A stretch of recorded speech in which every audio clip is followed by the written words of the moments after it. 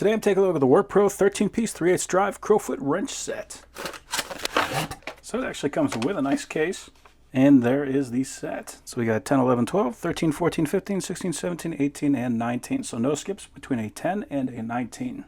Cool. So these actually have a raised edge for the ratchet. So what that means is when we attach our ratchet to it, you can see this one actually has a pin that sticks out. So that's going to be what holds the D1010. But essentially what this is going to do is it's going to allow us to get a more flat surface biting onto that nut. So very nice that they put that little cut in. So that does mean that this is the bottom, this is the top. Theoretically, you could flip it over, but you're going to get more of a bite if you put it in this way. Now this does give you a couple things. The first one is if you get that broke loose, then you can just use the ratchet like this, and you don't actually have to keep on going back and forth.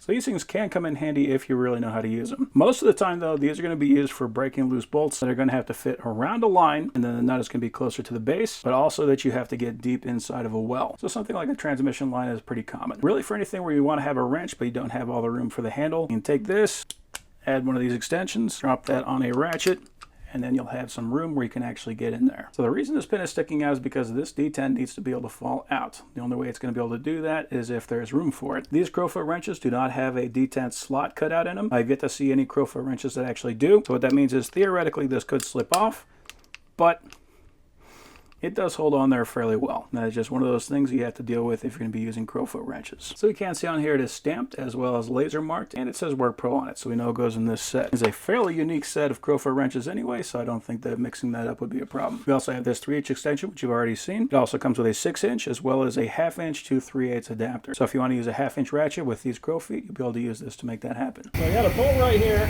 The ratchet really won't fit onto there. I can kind of grab onto there. If I was to put torque on that, there's a pretty good chance I would round off that head. Now, if I was doing this for real, what I would do is I'd put a wrench on there and I would just spin it a little bit at a time. But let's say there wasn't even enough room for that. Maybe part of the frame was built up right here. And the only real way to do that would be with a tool like this.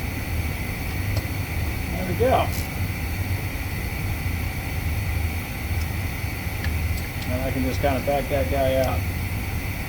So it's definitely not something that you use every day, but when you're in a tight spot, something where you really can't get it with anything else, these things can make all the difference in the world. So that is an awesome set.